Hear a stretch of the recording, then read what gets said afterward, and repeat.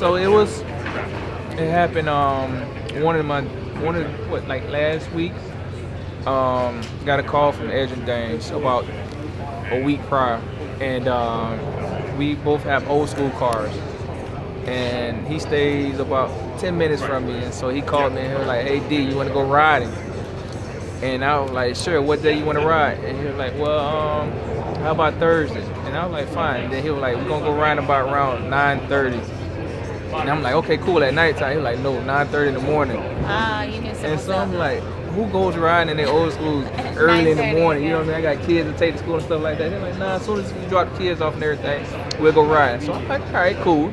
And so I told my wife about it, and she was like, okay, cool. And so all of a sudden, the day that we're supposed to go riding, my kids are all in the house and they haven't been to school yet. And I'm like, why are the kids not going to school? She's like, oh, they got dentist appointments. And so She knew. the kids are in the house, they sitting down watching TV. They say dentist appointment at 9:30, 10 o'clock. So I'm like, fine. And she started getting dressed. And I'm like, you know what I mean? I know you go drop the kids off the dentist, but you put on makeup and stuff. Yeah, she gave it away. Who you going to see after the dentist appointment? You know what I mean? Now I'm thinking that. So she's like, nah, we just dropping the kids off. And all of a sudden I hear a horn bump, bump, bump at the front door. So I didn't get a knock, I got a horn. So he blowed his horn out. As I'm going to look at the front door, I see the camera crews and everybody coming up to the front door, and I see him with his gold jacket on, and that's when I knew it was time. Devin, what did you think when you were up for it the first two times and didn't get in even with your resume? Honestly, I thought I was going to be a first ballot.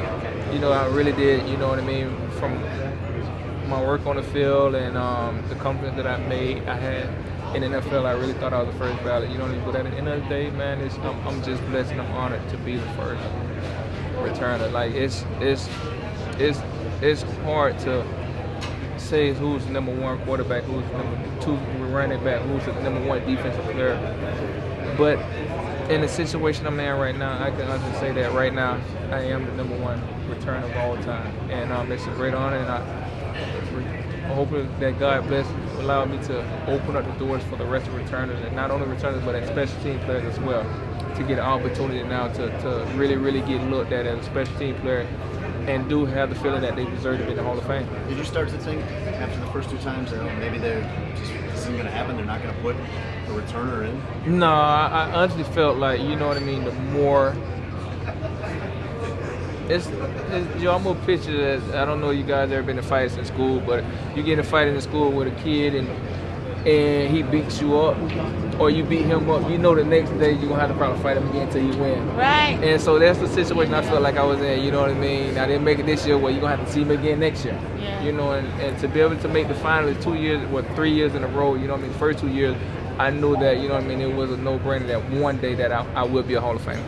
Devin, how important was it for your teammates? You had guys that were starters that would want to block for you on special teams. How important were they in the uniform? It was very important, you know, because it's very rare that you have starting cornerbacks, starting linebackers, starting DNs that's in a special team meeting room again, taking off a punt return, a kickoff return, and voicing their opinion like, I don't want to get taken off of this. You know what I mean? So when I seen that in the meeting room from Charles Tillman, you know what I mean, to starting linebackers like, Coach, this is what we good at. I don't want to be taking off something that could potentially be one of the greatest special team units of all time. And so to be in amongst a room like that in Chicago, I would really say it was a great honor to have those type of teammates to be a part of this great honor. You joined a group of 39 Bears who are in the Hall of Fame now. I think what does it mean to you to join that elite group? That's a huge elite. You know what I mean? Have 39 Hall of Famers. You know, it's a great honor to just not only to make the Hall of Fame, but to represent the city of Chicago. The city of Chicago is one of the cities that, when I would say out of 4 years that I played for different teams, was the one city that I can say was really, really, truly a football city. And they loved football, and there was diehard football fans. Regardless of win or lose, the stadium was always packed. And that's one thing I can't say about the city of Chicago. You know, I'm just blessed to be honored to be a part of the 39. To Josh's question, you would spend your whole career hearing about the history, about hearing the great names like Butkus and McMichael and Singletary and all these guys, and now that history that you just got hammered with day in and day out, walking in and out of the building. He's with You're us. one of those names now. Right. It's honor. You know what I mean? Not only just to think about my rookie year going into the facility at Hallis Hall and to walk through the facility and to see all the pictures of those guys, the great athletes that came from that played for Chicago. To see those guys and to see the jerseys and their names all throughout the facility, and now knowing that it's a possibility that my name, my jersey and my pictures could be showcased around the facility is just a great honor. Devin, outside of the Super Bowl return, what was your favorite moment? My favorite moment, as in football, or just period? I would say my greatest moment had to be probably my first game of my NFL career, taking a punt back against Green Bay Packers. Wow. What made that one so special? It was Green It was Bay. the first game of the season, and it was the first game of my career, and it was versus Green Bay. Yeah. Missy, can you walk us through how you and UNC found out that you guys finally got the call? Yes. Well, ESPN crew was at the house, and that kind of gave me a little hint. But then we got a call from Richard Dent with his gold jacket on, and as soon as I saw him on the screen, I knew what was going on, and he was happy to introduce his brother, his Bear brother, into the brotherhood of the Hall of Fame. You know, so that was awesome. But I had some clues throughout before that with ESPN doing some little shooting here and there. And when they narrowed it down to 12, I knew, but we didn't get the official call till with Richard. But it's been a wonderful bumpy ride, but an awesome ride. You've been there the whole time. It's been amazing. Yeah. What about the support you got from all the old Bears? Also, at the maybe house- some of the younger Bears do even like that. Yeah, we Yeah. love him. But so many of the 85 Bears have just been Well, at speaking the up house at every turn. at the house tonight, they're having a viewing party. They watched this right now. Gary Fensick was there. Oh God, who else? Jim and Wanda Osborne, Bruce Heron, Tim Terrell, Tyrone Keys flew in from Florida. A lot of the guys were there for him tonight to see his first public reaction, to the announcement to the public. So we were all super excited about that because in the NFL world, we've known he should have been in the Hall of Fame a long time ago, but I wanted the whole world to know. And now it's finally the whole world knows. Yeah, forever and ever. For people that didn't get to see him play. Oh, well, watch some film. The best game you'll ever see is the 85 Super Bowl. Yeah, well, the best film I ever saw was actually a high school game he played. I swear to God, he was the quarterback. He threw the ball. He ran down the field, caught it, ran it back for a touchdown, and then kicked the field goal. I'm like, okay, this man played the whole game himself. Yeah, I mean, he's amazing. And in football especially, but in everything he does, he's amazing. But yeah, he's the most awesome football player I've ever seen. Of course, I'm a little bit biased, but y'all can watch the films and judge for yourself. Devin, when you wake up tomorrow morning, what's that going to sound like to you? It's gonna feel great because now I don't have to hide it. Yeah, right? It's been really Hard. a tough, long week to 2 weeks of Hiding it. trying to hide it, Yeah. and for the family members that I really wanted to tell that I knew I couldn't tell, to even you guys, reporters calling, sending text messages, asking about it, it was just so hard, you know what I mean, to not let you guys know because I was so happy about the situation. Right. I'm just happy and just happy that it's all out. The press got it, and now I can go ahead and own up to it and say, yeah, Yes. I am a Hall of Famer. Yes. Devin, knowing how exclusive the Hall of Fame is, I think you said like 378 players total.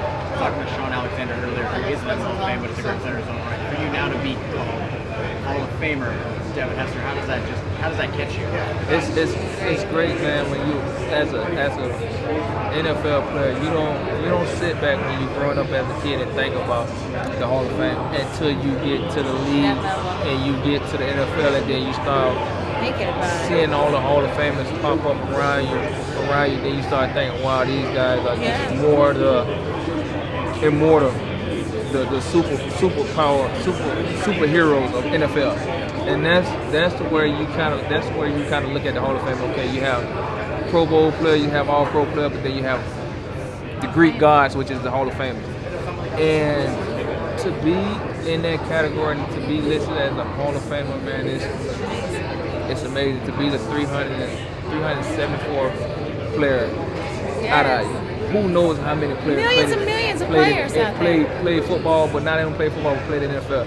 And to be selected as the 374th player is just a blessing for me as well as my family.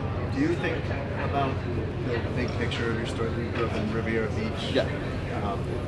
Just the chances that this would It is become what you are. Yeah, this is a a wild dream that I never imagined. You know what I mean? This is bigger than All your dreams. everything. You know what I mean? Like, this is a dream. This is not only a dream. This is something that I felt as a kid was impossible. You know what I mean? Like, I never thought about me being a Hall of Fame.